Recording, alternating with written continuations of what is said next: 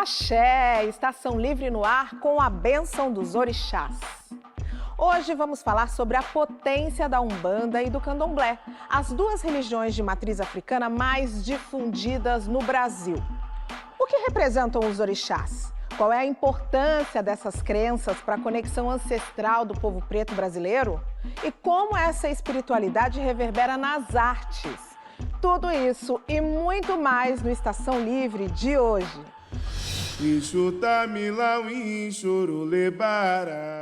Exu é um elemento mais importante do sistema de crenças negro-africano. Iemanjá é a grande mãe, né? É uma mãe ancestral. Iemanjá é a mãe cujos filhos são peixes. Essa exposição é um retrato que eu trago sobre a minha releitura sobre orixás dentro do candomblé, dentro do iorubá. O tambor, ele para mim é a minha extensão, a extensão do meu corpo. É aquilo que eu nasci sem, ele me completa. Essa cerimônia é um momento histórico para as tradições africanas no Brasil e no mundo, onde eu serei titulado doutor honoris causa pela Universidade Federal de São Paulo. E aqui no estúdio eu tenho o prazer de receber o babalorixá e antropólogo pai Rodney de Oxóssi e David Dias, que é pai de santo e mestre em ciências da religião. Sejam bem-vindos. Boa noite, Rodney. Boa noite, David. Um prazer receber vocês aqui.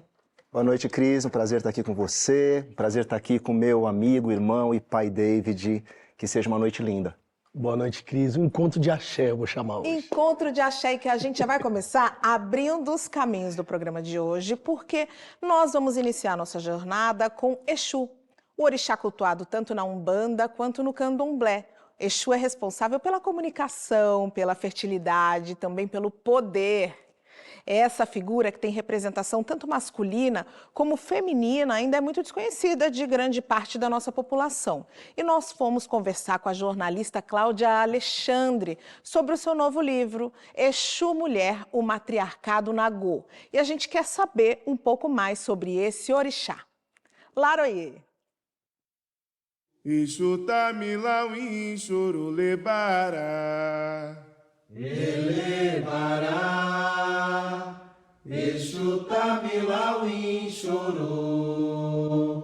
Exu é um elemento mais importante do sistema de crenças negro-africanas. Ele vai ter variações de acordo com as tradições. Então a gente vai ter Legba, Elebara, Elebara Exu e Exu. Na verdade, sem Exu, no sistema de crença iorubá, não há vida.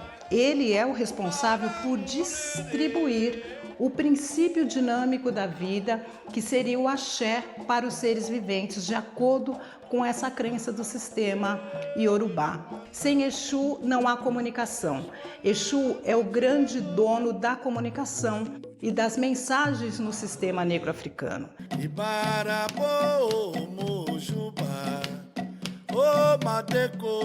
Exu Mulher e o Matriarcado Nagô é um livro que é resultado de uma tese de doutorado, versa sobre a masculinização, demonização e tensões de gênero na formação do candomblé iorubá nagô.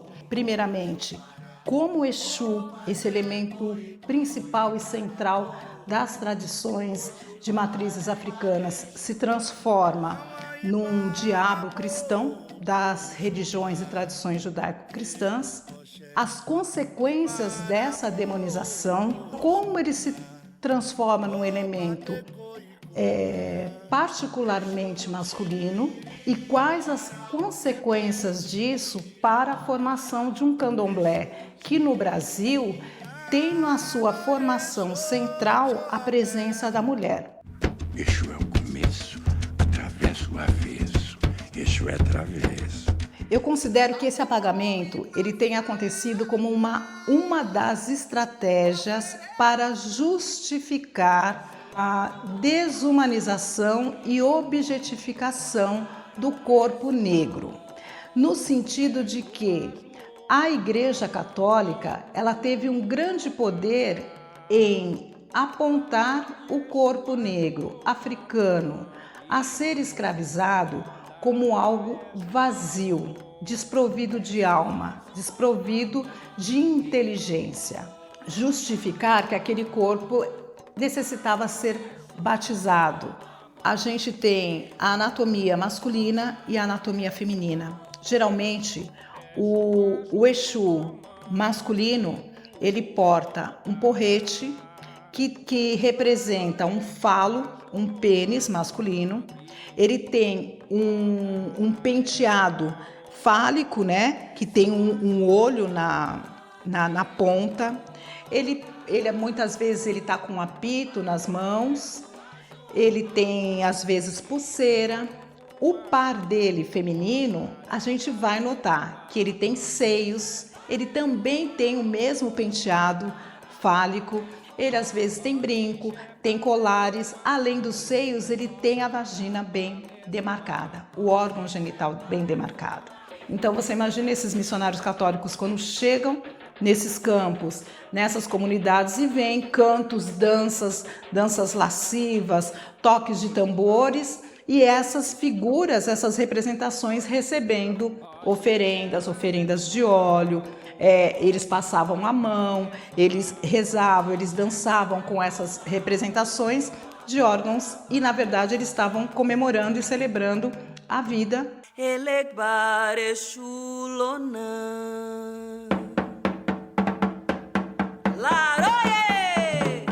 Quando eu falo de Exu mulher, eu estou falando de Exu das tradições dos negros da região Iorubá. Eu estou falando de Exu que é cultuado na Nigéria, em Gana, em Benin, antiga República de Daomé. Eu estou falando das tradições Queto, Nagô.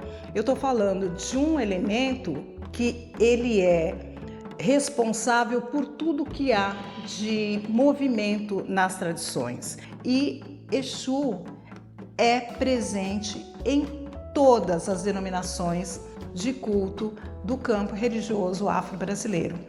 Não existe hoje um terreiro no Brasil do campo religioso afro-brasileiro, da matriz africana, que não cultue Exu, Exu mulher, Pombagira.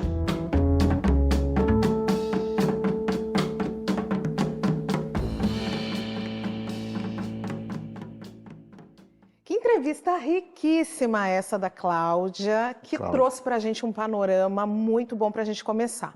E aí já vamos nos aprofundar mais, pai Rodney, porque a gente pode explicar aqui para o nosso público o que realmente é Exu e o que ele representa.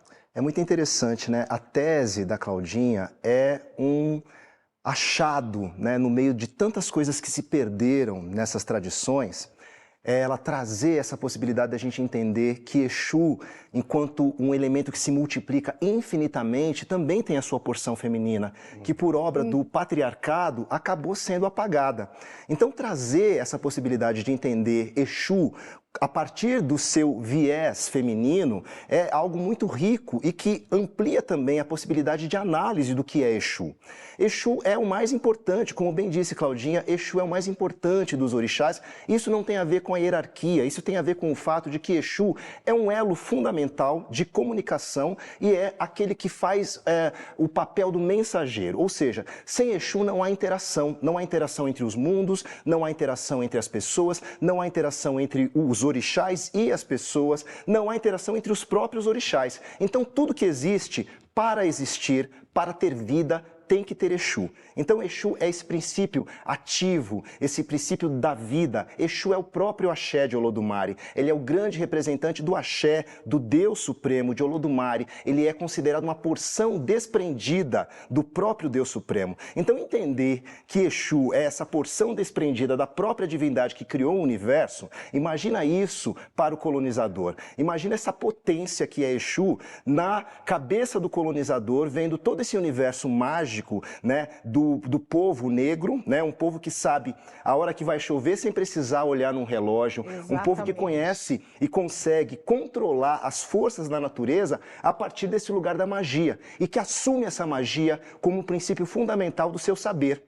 E aí estaria aí uma explicação, porque Pai Rodney trouxe uma questão importante do colonizador, do porquê dos orixás, Exu é o que foi demonizado, a imagem de Exu é essa associação que é feita com relação ao demônio. Me fala um pouco mais, Pai David. Acho que Pai Rodney utilizou de um elemento fundamental que é pensar a colonização. Quando a gente pensa a colonização, principalmente a partir da ideologia, é princípio pensar que Exu em África tem uma noção de gênero completamente diferente daquilo que se atravessa pelo Atlântico e chega aqui pelos olhos do colonizador. Até porque, como ensina a professora Oyeronke Oyeyumi, a ideia de gênero em África é completamente diferente do Ocidente. Exato. Então, quando chega Exu aqui e ele é demonizado, atribuído a ele a característica de demônio, a primeira coisa que se faz é tirar o elemento feminino e dizer: este que, como dizia Raimundo Nina Rodrigues no começo do século XX,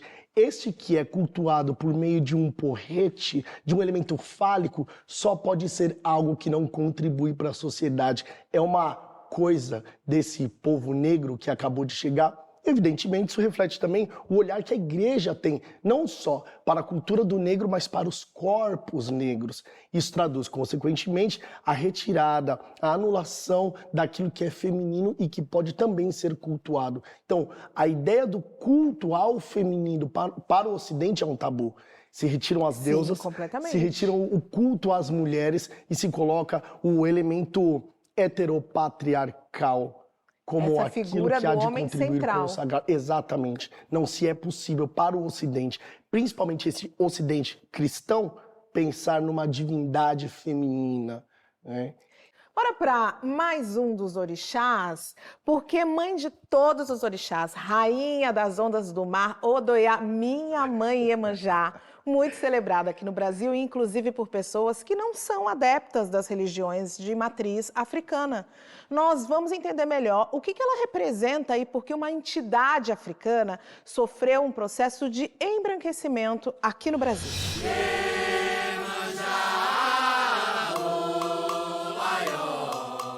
Para falar de Iemanjá ou Iemojá, eu peço licença, né, antes de tudo. Iemanjá é a grande mãe, né, é uma mãe ancestral, o próprio nome diz, né? Iemanjá é a mãe cujos filhos são peixes. Então ela é essa mãe que cuida das cabeças dos seus filhos, que abraça os seus filhos, ela é a dona de todos os oris. Iemanjá tem essa representação feminina, mas também essa representação de uma mulher, uma deusa, forte, guerreira.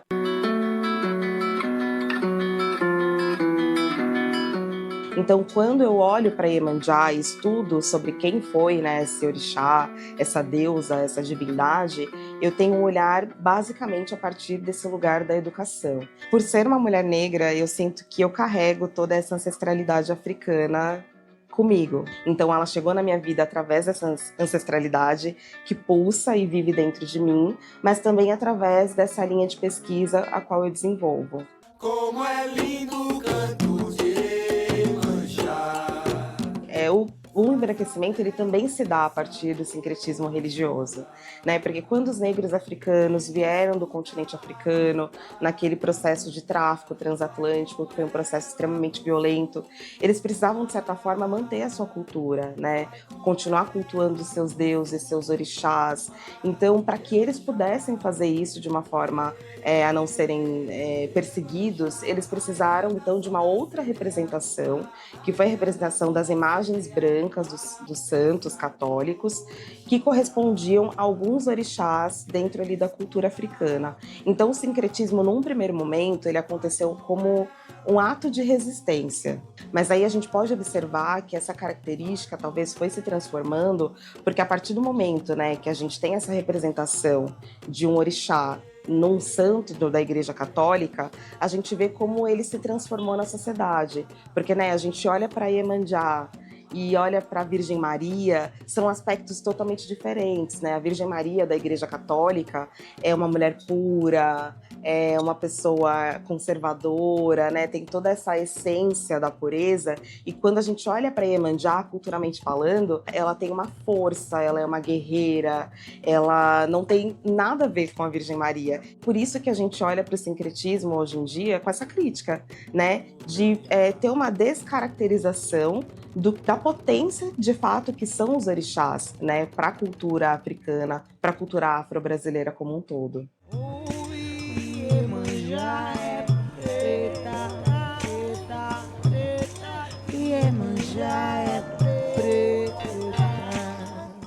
É importante resgatar a negritude de Iemanjá, não só de Iemanjá, né, mas de todas essas deusas, orixás e divindades, porque a gente está nesse movimento de resgate ancestral. Quando a gente faz esse resgate e se volta para esse movimento de evocar a nossa etnicidade, de certa forma, a gente constrói um movimento emancipatório. E eu não falo de uma emancipação nesse lugar de que talvez um dia o racismo irá terminar. Não, eu falo desse resgate, de evocar a etnicidade, para que a gente se lembre de onde a gente veio, para que a gente, de fato, se empodere, de certa forma, enquanto povo negro. Iemanjá, Odoiá, Odoiá, rainha do mar. A gente acabou de acompanhar dois extremos do comportamento da sociedade brasileira com relação às divindades das religiões de matriz africana, né? A gente vai da ideia de Exu demonizada e agora a gente vem para Iemanjá, que teve a sua imagem aí sincretizada com outras imagens de outras religiões e se embranqueceu ao longo do tempo e hoje é tão cultuada. Pai Rodney, o que acontece ao longo dessa jornada? É interessante, né? O sincretismo é uma rua de mão dupla. Sincretismo, eu gosto de falar de sincretismo como uma estratégia de resistência. Num primeiro momento, é uma estratégia de resistência porque foi algo imposto. A gente não pode perder de vista que o escravizado, quando chegava aqui, era considerado um ser sem alma. Portanto, ele era submetido a um batismo compulsório, recebia um outro nome. E talvez um caminho de volta possível foi feito neste território de resistência, que é o terreiro. Então, o terreiro, na verdade, é o lugar que possibilita ao povo negro reconstituir a sua civilização africana de uma maneira ressignificada, né? Mas de qualquer forma, ali dentro dos territórios de resistência estavam os elementos da tradição africana. Tanto que o candomblé é um legado que está aqui até hoje, né? Então, mesmo que Iemanjá tenha embranquecido, talvez nesse processo, né, de estratégia que os nossos antepassados assumiram, né, eles sabiam a que elementos eles estavam identificando Iemanjá com Nossa Senhora ou com qualquer outra entidade.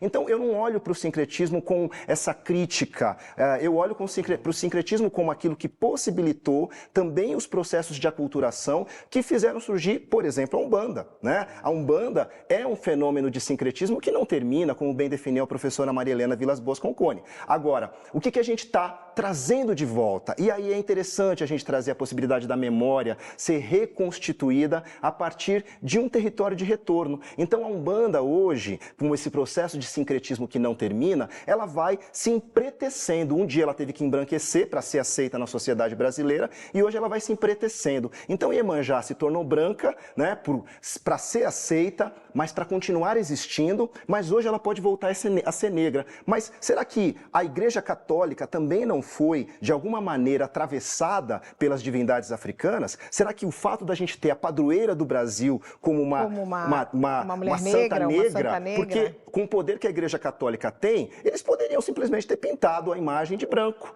né? Ah, a imagem escureceu porque ficou no fundo do rio. Mas a gente sabe que o processo histórico que trouxe o culto de Nossa Senhora Aparecida para esse lugar que ela ocupa tem a ver com o povo negro. Então entender que o sincretismo é uma rua de mão dupla e que o catolicismo brasileiro também é um catolicismo atravessado pelas tradições africanas é algo que a gente também precisa falar.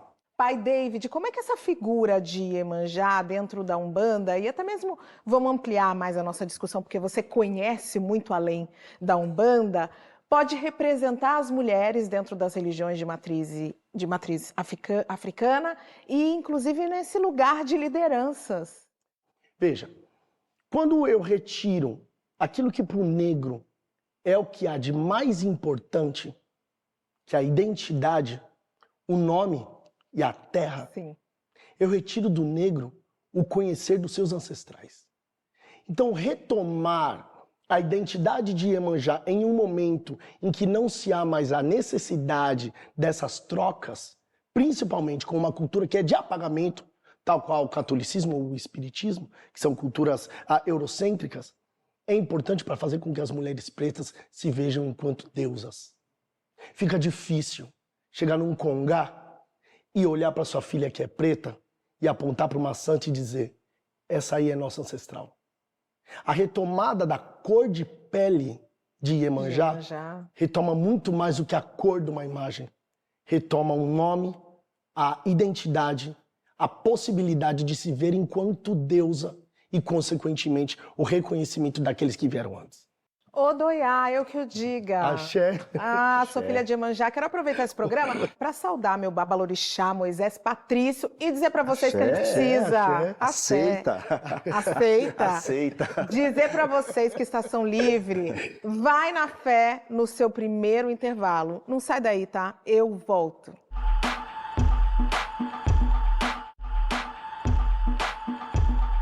Estação Livre de volta hoje explicando o candomblé e a umbanda e recebendo aqui pai Rodney e pai David. As recordações e vivências da infância levaram Luiz Moreira ao mundo da fotografia. E o desejo aí pelo conhecimento e a vontade de ter mais proximidade pela fé acabou levando aos orixás. E essa união resultou em uma leitura inspirada do sagrado em forma de arte.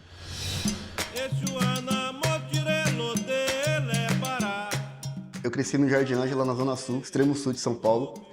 E meu pai tinha uma câmera analógica de infância, que todas as nossas fotos que eu tenho foram registradas com a câmera dele. E aí, nesse primeiro ano de faculdade de comunicação social, teve uma matéria com teorias da fotografia. E aí eu fiquei apaixonadaço, mais ainda. E aí eu comprei a primeira câmera digital e comecei a produzir meus primeiros trabalhos dentro da faculdade.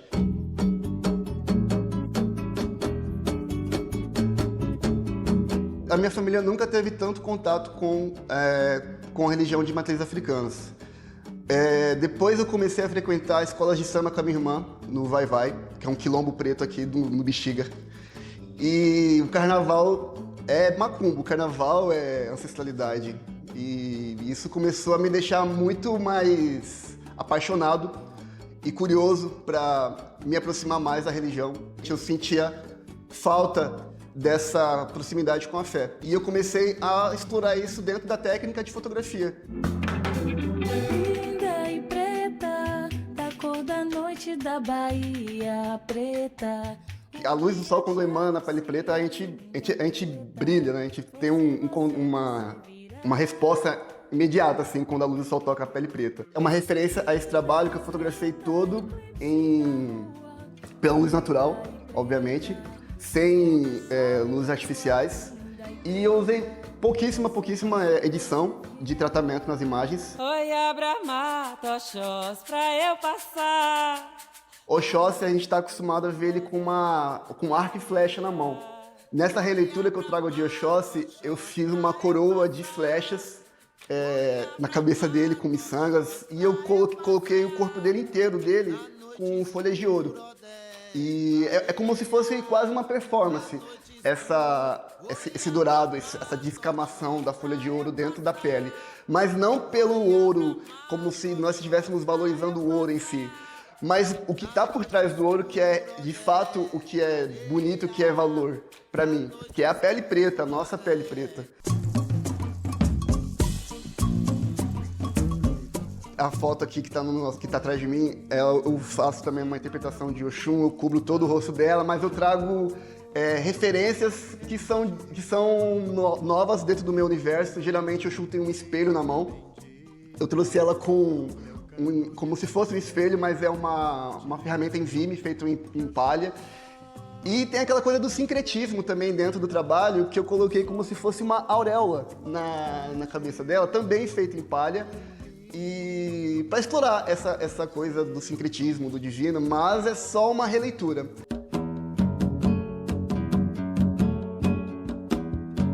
A mensagem que eu quero passar dentro desse trabalho é que as pessoas se vejam protagonistas e tenho mais respeito, mais empatia, tenho mais conexão com todas as vertentes das religiões de matriz africanas.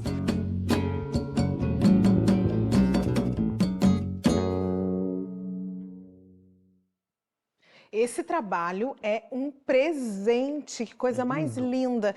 E mostra como a arte é uma importante ferramenta para que a gente realmente conte a história verdadeira das religiões de matriz africana. Queria que você falasse, Rodney, um pouco desse papel fundamental das escolas. Olha, desde sempre as escolas de samba estão implementando a Lei 10.639, que já foi modificada pela 11.645, e ensinando história e cultura da África, história e cultura indígena.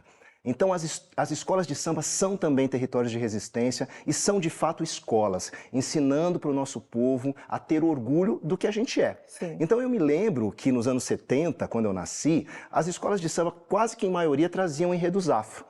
E isso é uma coisa que foi desaparecendo um pouco ali no final dos anos 80, começo dos anos 90. E nos anos 2000 veio muita coisa ligada ao capitalismo, essa coisa do merchandising nas escolas de samba. E houve um apagamento, né, dos temas afro nas escolas de samba, que foi retomado. Sobretudo no pós-pandemia, nós tivemos o grande desfile apoteótico da Grande Rio, falando de Exu, trazendo Exu para um lugar de destaque, trazendo Exu no topo do mundo. E isso foi fundamental. Porque eu digo que trazer Exu para esse lugar do seu verdadeiro significado é recuperar também a dignidade do povo negro. Porque quando Exu foi demonizado, o povo negro, a cultura negra foi demonizada. Então é muito importante que a gente traga Exu para esse lugar e mostre o quanto a escola de samba tem nos ensinado. Desde Joãozinho 30, falando da criação do mundo segundo a tradição Nagô, passando pela Vila Isabel com Kizomba, a festa da raça, falando da revolta dos malês aqui em São Paulo nos anos 70. Tudo que a gente aprendeu sobre história e cultura da África e afro-brasileira, a gente aprendeu na escola de samba. Então, eu fico muito feliz quando o candomblé, a umbanda e todas as manifestações de matriz africana se encontram dentro do terreiro de samba, que é um terreiro que também faz a sua roda no sentido anti-horário, é também um terreiro de ancestralidade. É um terreiro muito potente. E não só as escolas de samba, mas eu tenho percebido, principalmente nos últimos anos, que muitas celebridades, muitas pessoas de destaque da sociedade, elas estão assumindo que elas frequentam, que elas participam, que elas são filhos de casas de axé. E eu queria saber de vocês a importância dessas pessoas estarem aí assumindo as suas escolhas religiosas. Sabe, Cris, eu acho que, de novo, quando a gente pensa nesse lugar de assumir essa postura, transcende um pouco a ideia da religião. Elas estão dizendo não aquilo que elas cultuam, mas quem elas são.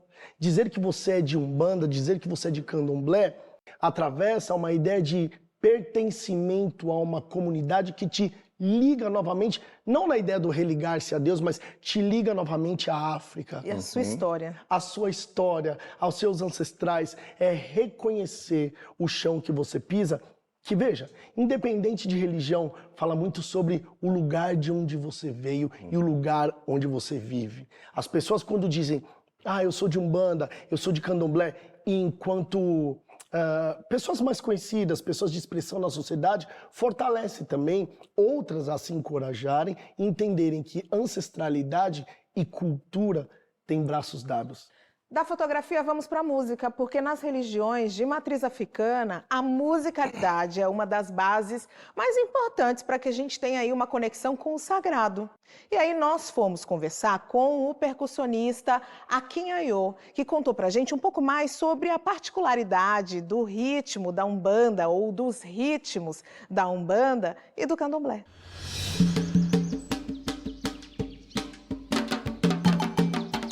Akin Ayô, ele é o meu nome mesmo, é um nome composto. E ele tem a origem iorubá, ele vem da África, especificamente da Nigéria. E o Akin significa homem valente guerreiro e Ayô significa felicidade. Eu sou nascido e criado na Umbanda e comecei a tocar com 10 anos de idade. E aí, assim, quando eu comecei também o meu desenvolvimento, né, dentro da religião. E desde então eu toquei no atabaque, eu já comecei a tirar as primeiras notas. E aí depois eu fui só aperfeiçoando mesmo, né, mesmo que estudando sozinho e tal.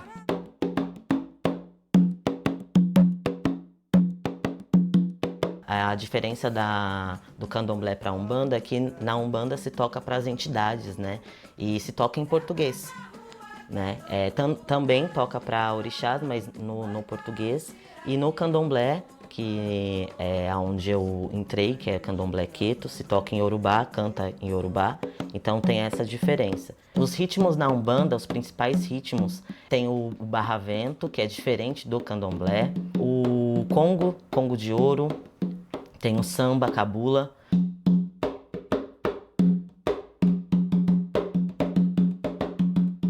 E no candomblé tem o agueré, que é tocado pro orixá Oxóssi. Tem o daró, que é tocado para Yansan. Tem o Ijexá, que também tem na Umbanda, mas é tocado de uma forma diferente.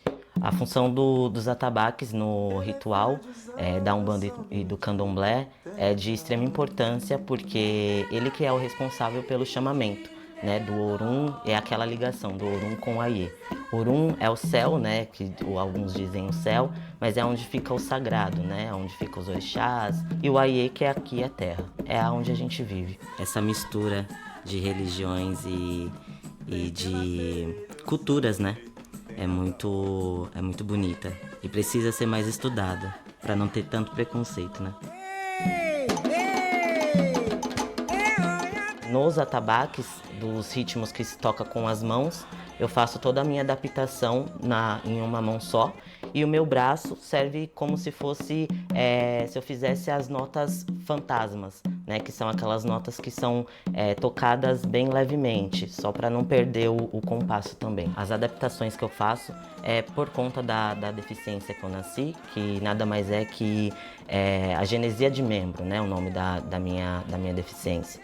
E que é a ausência de algum membro do nosso corpo. E no meu caso é o membro superior esquerdo, que é a falta a ausência do antebraço esquerdo e da mão esquerda.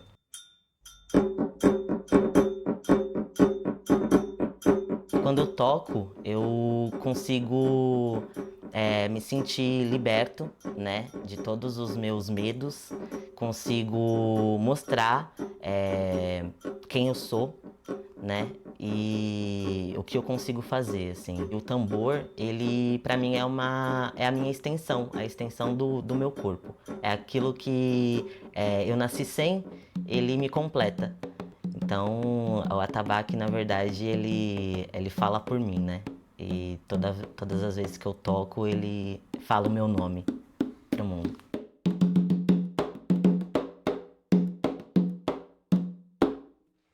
Que reportagem! Que lindo depoimento da Kim. Que depoimento Extensão do meu lindo, corpo, né? não é? Muito bonito. Pai David, me fala, qual a importância aí da música e da dança dentro de um terreiro? Toda vez eu penso naquela frase do Nietzsche, né? Eu não acredito num Deus que não dança. No terreiro a gente não acredita num Deus que não dança, que não canta, que não mexe o corpo para celebrar o contato ancestral.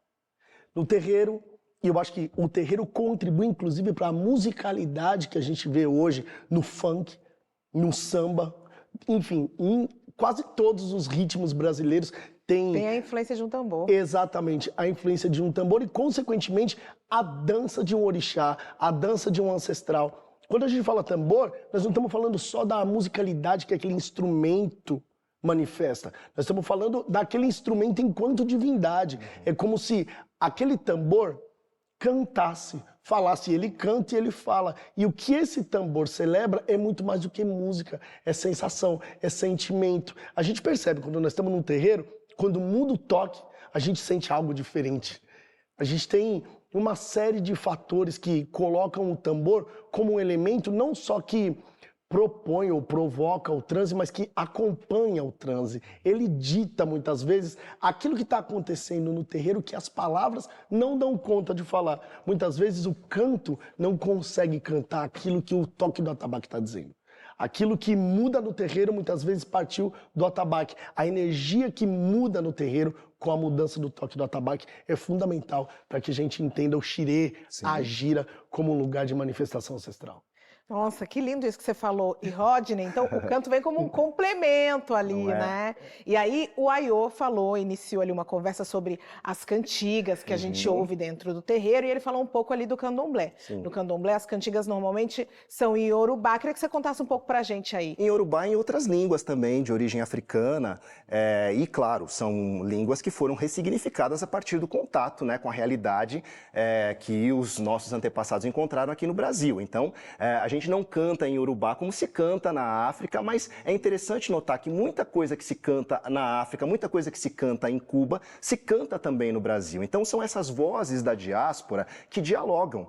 Então, esse orixá, ele é um elo, né? Ele é um vínculo fundamental para a diáspora. Então, os valores africanos, eles estão preservados no canto, na dança, eles estão preservados nesses territórios de resistência, estão preservados uma vez que a base para os toques das escolas de samba, dos blocos afros, dos maracatus, enfim, dos afoxés, está no terreiro. Então todos esses outros territórios, eles também, de alguma maneira, dialogam a partir do terreiro. Então é muito interessante notar que a musicalidade brasileira está profundamente influenciada pelos ritmos do terreiro. Sim. E, principalmente, uma coisa que David falou com muita propriedade, a maneira como o tambor mexe com o nosso corpo. O tambor é uma extensão do nosso corpo, o tambor fala, ele comunica, e ele faz com que a gente sinta a presença do orixá, porque dizem que quem não tem um Exu dentro de si, nem sabe que está vivo. Então, o que é Exu? Exu é o nosso coração. E o que o tambor mexe com o nosso coração. Mexe. O tambor, ele tem a potência de acelerar ou de acalmar o nosso ritmo cardíaco. Então, é muito importante saber que o tambor mexe com o nosso corpo. E é justamente isso que a gente faz no terreiro. A gente reza com o corpo. Exatamente isso que a gente faz numa gira. E David falou um pouco de gira. Então, eu queria aproveitar e trazer para o nosso público de casa o que é uma gira, David?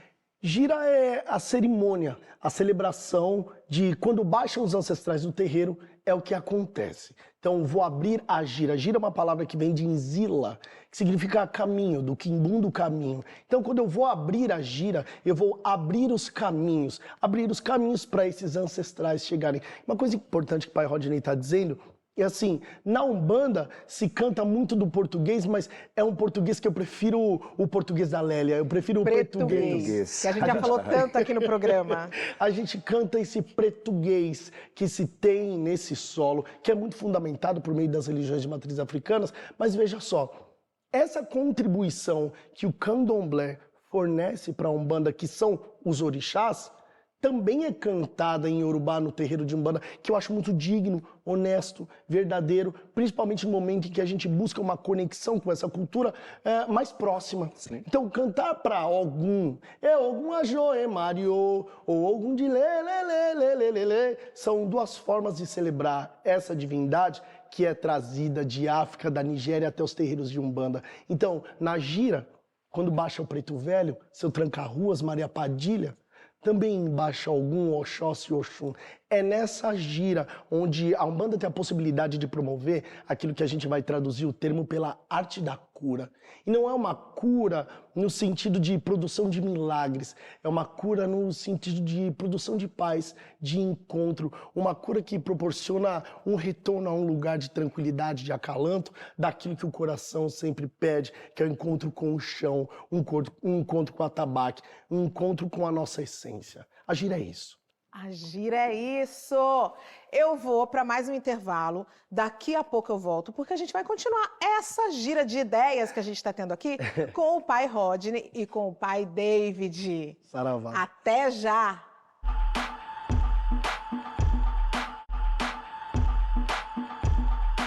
Estação Livre de volta, a gente está aqui falando de candomblé, de Umbanda, e eu estou recebendo os pais de santo, pai David e pai Rodney.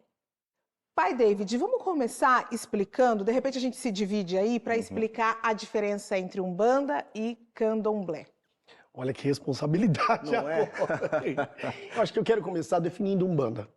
Umbanda é uma cultura afro-brasileira de valorização e exaltação a povos ancestrais socialmente marginalizados. A gente parte dessa premissa pensando então a Umbanda ser a manifestação da cultura banto, que são os primeiros escravizados a serem trazidos para o Brasil. é uma cultura que celebra os ancestrais de modo direto. Então, é um culto de espíritos, ou como diz bem Luiz Antônio Simas, é um culto de morto. É o culto de antepassados, de pessoas que morreram e voltaram para dizer que estão vivas. Acho que a gente pode partir desse princípio. Podemos. E o candomblé, Rodney? O candomblé é uma religião de resistência, que guarda também esse mesmo princípio que o pai David falou, e que traz também a possibilidade da gente pensar na luta do povo negro, na reconstituição daquilo que foi perdido nesse processo de escravização, sobretudo a família. Então a família extensa africana, ela é reproduzida dentro dos terreiros de candomblé. E isso faz com que a gente se conecte diretamente com esses valores. Então o orixá é um valor negro-africano que nos possibilita a luta por dias melhores e a possibilidade de buscar também a nossa cidadania. Eu costumo dizer que a escravidão nos arrancou a realeza, mas os orixás nos devolveram.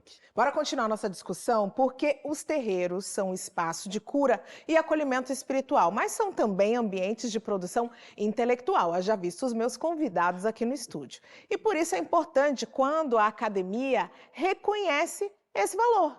E o Estação Livre acompanhou a cerimônia de entrega do título Doutor Honoris Causa ao Tata Catu Vangessi, primeiro pai de santo a receber tal reconhecimento aqui no estado de São Paulo. E esse título foi entregue pela Universidade Federal de São Paulo.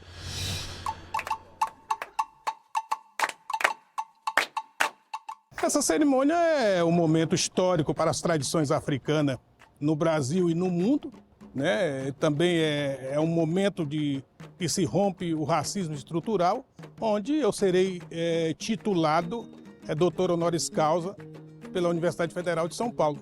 E nunca na história de São Paulo, em particular, né, uma autoridade tradicional que se convencionou a ser chamada de autoridade religiosa de matriz africana recebe um título, é reconhecido por uma universidade, por uma instituição de ensino superior público federal em São Paulo, né? Já aconteceu em outros estados do Brasil, mas em São Paulo é a primeira vez em que um Tata Inquice, que é uma autoridade tradicional de terreiro, de candomblé Congo Angola, de feição banto, é reconhecido pela universidade em função da sua luta, da luta antirracista, da defesa dos direitos humanos e as práticas tradicionais de matriz africana. Esse combate já é feito nas próprias comunidades tradicionais de terreiros. E terreiros são espaços de ressignificação da vida e acolhimento e proteção, além de ser espaço de bênção.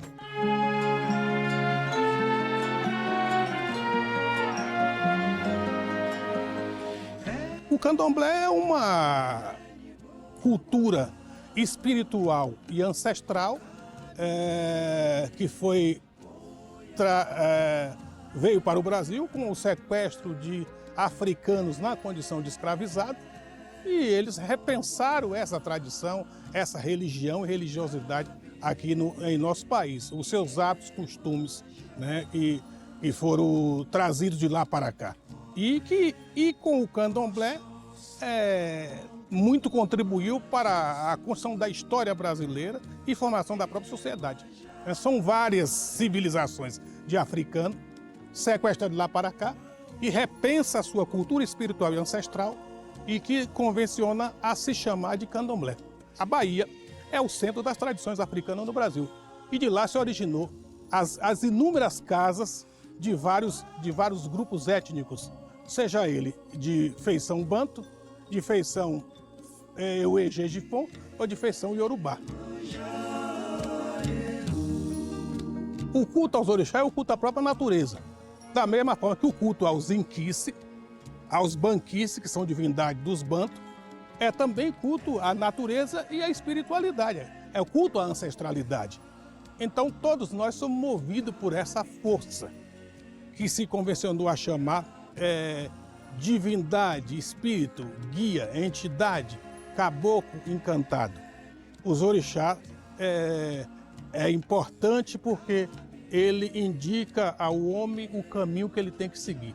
Não só orixá, como os voduns e os inquis. E esse título, ele vem nos impulsionar a continuar na luta antirracista, na luta de proteção dessas culturas, desses espaços, como patrimônio da humanidade.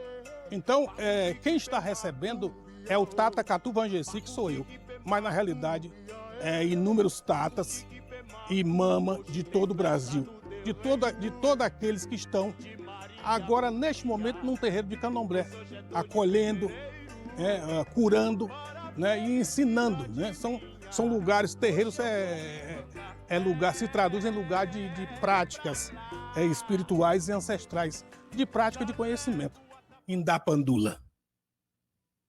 E na língua colonial, que é o português, mais uma vez, obrigado.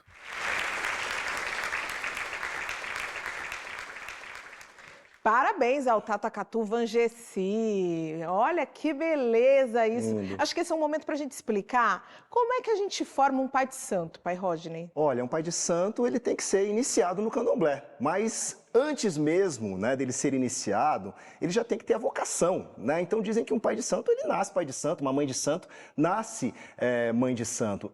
E tem um dizer, né, dos nossos mais velhos que explica que uma Iaô, né, uma iniciada no candomblé, ela talvez seja uma mãe de santo, mas uma mãe de santo sempre será uma Iaô, né? Sempre terá que ser uma iniciada. Então é muito importante a gente perceber que essa relação entre os mais velhos e os mais novos no terreiro, ela é o que dá a senioridade, o poder, a autoridade.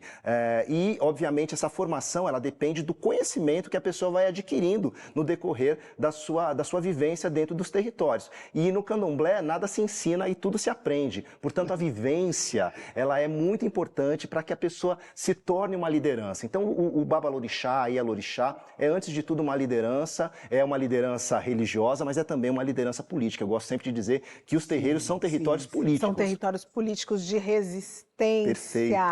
E na Umbanda, pai David? Acho que o processo é basicamente o mesmo. Entretanto, é importante pensar nesse período de relacionamento, como diz meu preto velho, com o chão e com o tempo. Quando há essas duas relações, é quando a gente começa a contar o tempo de axé, o tempo de terreiro que aquela pessoa começa a entender qual é o processo de relacionamento dentro de uma família. A partir de então, não se pode se tornar pai ou mãe de santo sem antes ter muito bem se tornado filho, filha de santo.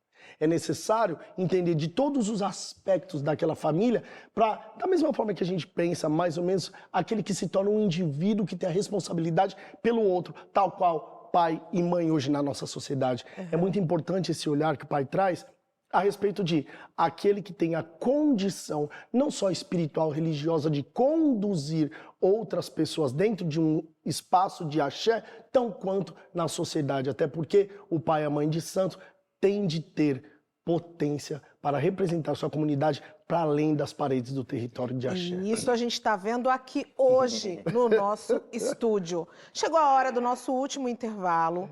Eu volto porque a gente vai terminar essa conversa aqui com o pai David e com o pai Rodney.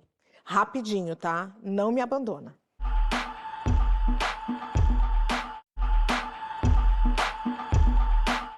Saravá, Estação Livre de volta, e hoje nós estamos aqui explicando e trazendo informação em torno da Umbanda e do Candomblé. E eu estou recebendo aqui o pai David e o pai Rodney. A gente está chegando no final do programa, eu já estou ficando com saudades desse programa. E eu quero aproveitar aqui esse momento, que eu quero saber um pouco da história de vocês dentro da religião que vocês seguem. Quero começar pelo pai Rodney. Como é que foi essa trajetória aí? Olha, eu comecei na Umbanda, com muito orgulho eu falo disso. A Umbanda é minha religião de procedência. Eu fui batizado na Umbanda com 1 ano de idade. Olha. Pelo nosso padrinho, o seu Joaquim, que recebia uma entidade que foi muito importante para a nossa família, seu delegado. E o seu delegado foi um pai, né? As famílias negras muitas vezes têm ausência dessa figura paterna, desse pai. E o seu delegado foi um grande orientador para a nossa família. Depois, na adolescência, a gente vai conhecendo aqui e ali, né? Eu nasci na Casa Verde, um bairro negro de São Paulo, e as escolas de samba sempre me instigando a saber um pouco mais sobre os orixás, e eu acabei indo para o candomblé com 18 anos, me iniciei no candomblé, agora estou com 50 anos de idade, muito bem feitos, e aí feliz, né, porque ser do candomblé é algo que me completa realmente, é algo que faz com que eu tenha, com que eu dê um sentido para a minha vida e para a minha vocação. Eu sempre tive uma vocação para ensinar, para ser professor, e eu acho que no terreiro eu consigo exercer isso, ao mesmo tempo que eu faço do meu sacerdócio uma maneira de existir politicamente. Então é com muito orgulho que eu falo que eu tenho uma dupla pertença. Eu sou do candomblé, mas eu também sou da Umbanda. Enquanto eu estiver vivo eu vou dizer isso, porque eu trago com muito amor as minhas entidades da Umbanda, trago com muito amor os meus amigos da Umbanda e tento promover, na medida do possível, esse diálogo entre Umbanda e Candomblé. Eu sou um sacerdote de São Paulo, não posso perder de vista que eu fiz do Candomblé de São Paulo também o meu campo de estudo na antropologia e sei a importância que a Umbanda tem para que o Candomblé em São Paulo pudesse se estabelecer. E a gente não pode deixar de reconhecer que a Umbanda foi fundamental para que o Candomblé pudesse navegar numa água tranquila, mais tranquila, abriu caminhos para que o Candomblé chegasse aqui. Pai David, e você, como é que foi essa conexão? Falando de começo, tem sempre uma frase que as pessoas perguntam: você veio pelo amor ou pela dor? Todas as pessoas perguntam isso. E eu acho que eu chego na Umbanda no momento em que parece que eu não consigo mais encontrar respostas plausíveis para os problemas da minha vida. E aí eu encontro um terreiro, e aí eu encontro um pai de santo, que um dia fala: você tem um caminho nessa casa, bora entender melhor o que é isso. E eu sou iniciado por um babalorixá chamado Luiz de Obaluayê. E é nesse caminho que eu trilho e encontro outros terreiros, bebo de outras águas, encontro o pai Rodney, que é um querido, e hoje eu sou o babalorixá do Aruanda, que é um terreiro no bairro do Ipiranga, onde lá eu me encontro semanalmente com os meus filhos, e ali a gente faz daquele terreiro uma verdadeira família, uma verdadeira casa de axé. E como bem disse o pai Rodney, é um lugar de Umbanda, é uma casa de Umbanda que certamente bebe da água do candomblé, até porque ali tem Ogum, ali tem Iemanjá, ali tem Oxum e todos os outros orixás que a gente aprendeu a cultuar, tão quanto o candomblé nos ensinou. Acho que ser de Umbanda é reafirmar um pacto que se tenha com a negritude e com a identidade que é pormenorizada na nossa sociedade. O processo de enegrecimento desse nosso país também está nas mãos da Umbanda. Há um pensamento que se diz que a Umbanda é o retrato do Brasil. E eu trago uma outra reflexão, que o Brasil é um retrato do que se tem na Umbanda.